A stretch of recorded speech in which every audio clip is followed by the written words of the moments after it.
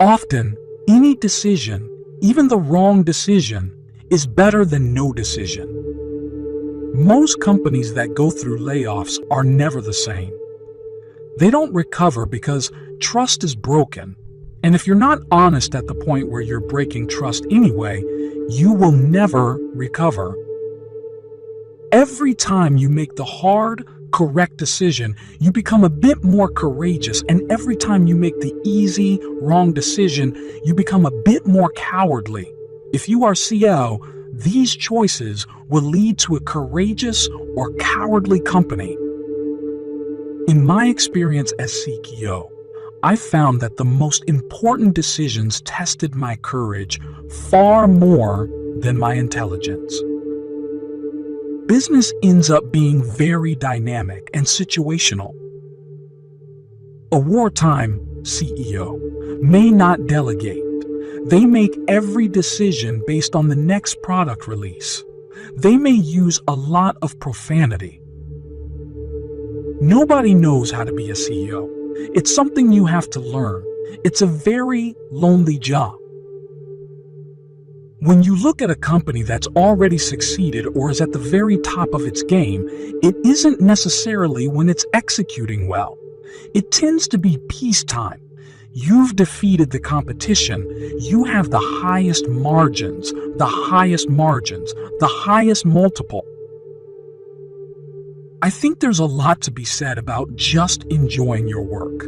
It can be very contrived when people say their work is for the good of mankind.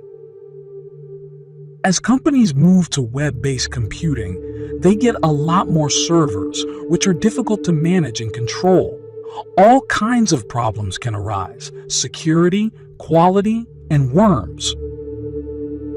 I described the CEO job as knowing what to do and getting the company to do what you want. Designing a proper company culture will help you get your company to do what you want in certain important areas for a very long time. The key to high-quality communication is trust, and it's hard to trust somebody that you don't know. Big companies have trouble with innovation. Innovation is about bad ideas or ideas that look like bad ideas. That's the fundamental thing.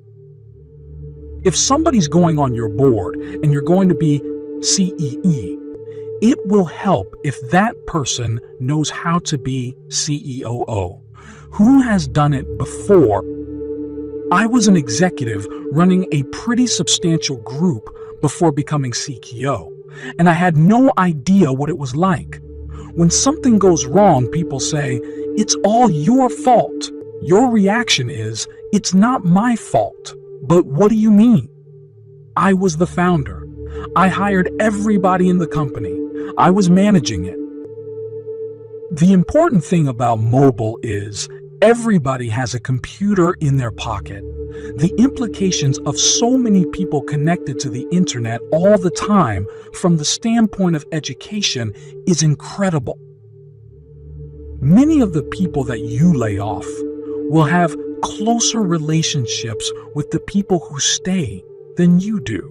So treat them with an appropriate level of respect.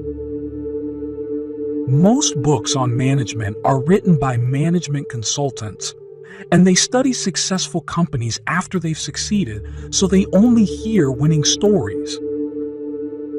Do you have a real interest in people who work for you? Most good leaders have that. It's hard to get someone to follow you if they feel like you hate them.